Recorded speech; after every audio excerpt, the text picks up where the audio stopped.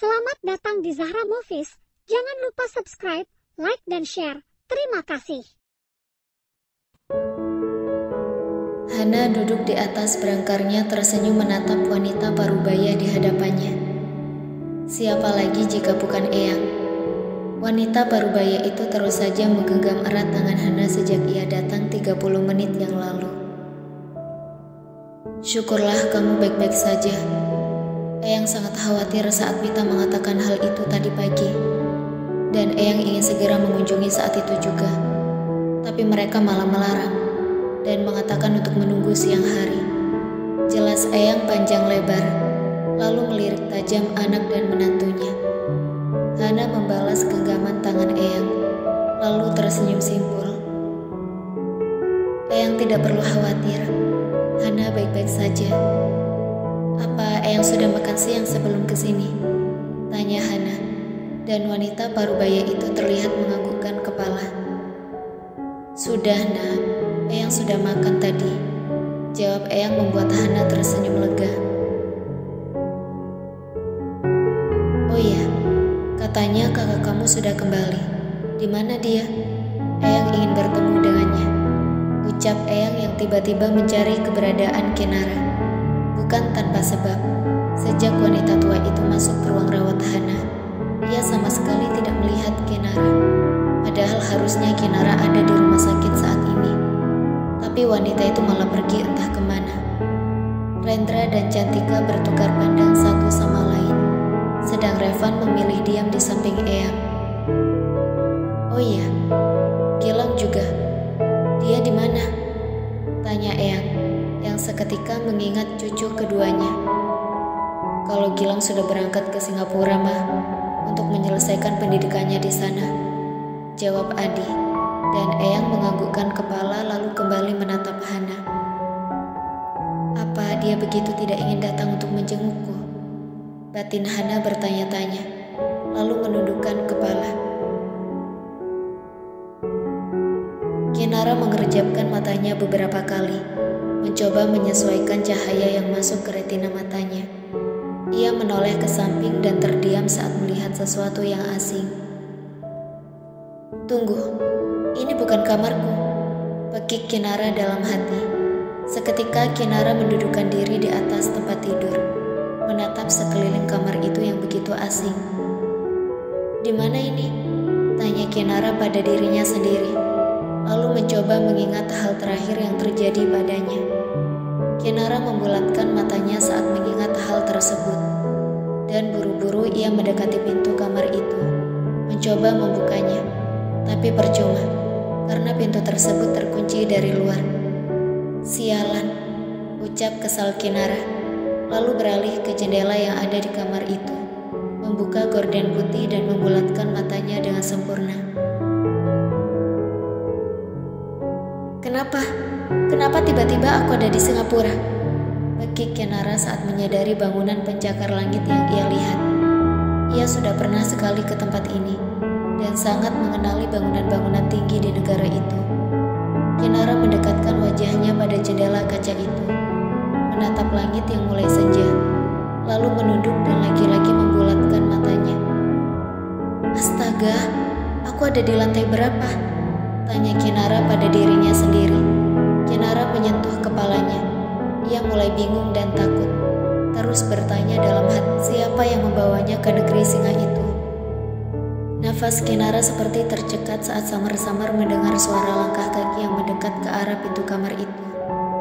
Ia segera berlari kecil dan naik ke tempat tidur, berpura-pura tidur dengan jantung yang terus berdetak 2 kali lebih cepat karena takut. Pintu terbuka, dan orang itu melangkah mendekat ke arah tempat tidur, membuat jantung Kinara semakin berdetak cepat. Bangun, jangan berpura-pura tidur. Apa kau pikir aku tidak tahu jika kamu sudah bangun? Suara ketus nan dingin masuk ke indera pendengaran Kinara. Seketika Kinara membuka matanya yang terpejam, menatap tidak percaya pada pria yang berdiri di hadapannya saat ini. Pria sialan, teriak Kinara, berniat menyerang pria itu, yang tidak lain adalah Gilang. Gilang menahan tangan Kinara yang berniat menamparnya. lalu menghempaskan dengan kasar Kinara di atas tempat tidur. "Brengsek, kenapa kau membawaku ke sini, hah?" bentak Kinara penuh amarah, menatap Gilang dengan nafas yang memburu. Gilang hanya berwajah datar mendengar hal itu, lalu berjalan mendekat ke arah meja yang bersandar di dinding di depan tempat tidur. "Terserah aku," jawab Gilang singkat, dengan melipat kedua tangan di dada, menatap Kinara dengan dingin sambil bersender pada meja. Kinara berdecih mendengar hal itu, lalu mencari tas kecil yang ia gunakan tadi, namun nihil. Ia tak menemukan tas itu, lalu menoleh pada Gilang yang tengah memegang benda pipih dengan senyum miring di wajahnya, memamerkan benda tersebut itu pada Kinara. "Brengsek, kembalikan ponselku!" teriak Kinara lalu turun dari tempat tidur dan berlari menghampiri Gilang, berusaha merebut ponselnya. Gilang mengangkat tangannya tinggi-tinggi agar Kinara tak dapat meraih ponsel itu. Kinara terus melompat agar dapat meraih ponselnya dari pria yang sialnya sangat tinggi itu, melebihi tinggi badannya. "Kembalikan, sialan!" teriak Kinara yang sudah lelah melompat untuk meraih ponselnya. Gilang terdiam, lalu menyodorkan ponsel itu pada pemiliknya.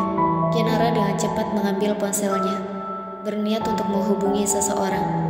Tapi lagi-lagi harapannya musnah, lantaran kartu SIM di ponselnya tidak ada.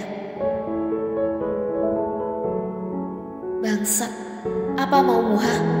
teriak Kinara tepat di depan wajah Gilang dengan emosi yang menggebu-gebu.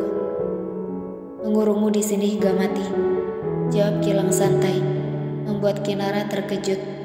Kinara mundur beberapa langkah dari Gilang, lalu menoleh pada pintu kamar berniat untuk lari keluar. Gilang yang melihat hal itu menarik kasar tangan Kinara, lalu menghempaskannya ke tempat tidur. "Berniat kabur?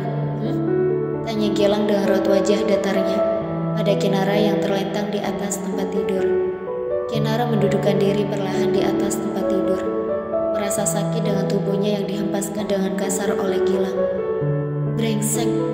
umpat Kinara, menatap Gilang yang perlahan-lahan mendekat ke arah pintu keluar. "Nikmati malam pertamamu di Singapura," ucap Gilang dingin, lalu berjalan keluar dari kamar itu, kembali mengunci kamar tersebut dari luar. "Bangsat!" umpat Kinara, lalu mulai mengacak rambutnya frustasi. Pukul 7 malam, Jakarta. Hana tengah makan malam dengan disuapi oleh suaminya. Sementara dua sahabatnya yang sudah datang sejak 30 menit yang lalu menatap keromantisan itu dengan intens. "Om," panggil Bella pada Revan. Revan menoleh pada Bella yang duduk di sisi lain berangkar, bersama dengan dia. "Iya," ucap Revan, lalu menyuapi istrinya lagi. "Om punya kembaran gak sih?" tanya Bella dengan raut wajah berharapnya. Hana dan Revan terdiam mendengar hal itu. Begitupun dengan dua pria dewasa yang duduk di sofa di dalam ruang rawat itu, yang tidak lain adalah Firza dan Gavin. "Saya anak tunggal, tidak punya kembaran sama sekali," jawab Revan dengan menggelengkan kepala. Ia tahu jika sahabat istrinya itu pasti ingin mengatakan hal aneh lagi. Revan memberikan air minum pada Hana, sedang Bella masih terdiam mendengar jawaban suami sahabatnya itu. Padahal ia sangat berharap Revan memiliki kembaran. "Sama Firza saja, Bella," sahut Gavin mencoba menahan tawanya, mendapat tatapan aneh dari Firza yang duduk di sampingnya. Bella beralih menatap Gavin yang duduk di sofa, lalu melirik ke arah Firza yang menatapnya aneh. "Gak perlu tatap kayak gitu juga kali, Om," ucap Bella yang merasa kesal dengan tatapan Firza padanya. Benar-benar tidak bersahabat. "Kalau Om Firzanya gak galak, bisa dipertimbangkan," lanjut Bella, membuat Firza memasang raut wajah anehnya. "Idih, ide banget kamu. Kayak saya mau aja sama kamu," ucap Firza tidak terima. Tinggal serumah dengan wanita menyebalkan seumur hidup mungkin akan membuatnya terkena serangan jantung setiap hari. "Emang Om gak tertarik apa sama saya yang cantik tanpa make up ini?" ucap Bella, mengibaskan rambutnya dengan penuh gaya. Idih, ogah, ucap Firza cepat. Dengan tampang anehnya, raut wajah Bella berubah datar, lalu mencibir jawaban Firza itu. Emang ya, Om itu perlu dioperasi deh, ucap Bella, membuat Firza mengernyit. Hana dan Revan memilih diam, begitupun dengan Gavin dan Dea, memilih menikmati pertunjukan live pertengkaran penuh drama itu. Kenapa? Orang saya baik-baik saja kok, bela Firza yang merasa tak ada masalah dengan dirinya. Om itu gak baik-baik aja. Buktinya, pita suara perlu dibenerin, biar gak keluarin suara sekalian. Abisnya mulutnya kalau ngomong kelewatan pedes, pun cabai banget, ucap Bella ketus. Om tiap hari makan sambal ya? Tanya Bella, membuat Firza berusaha menahan amarahnya. Tahan, tidak boleh berteriak, tidak boleh marah. Ini rumah sakit, tidak boleh berisik, batin Firza, mengulang kata-katanya.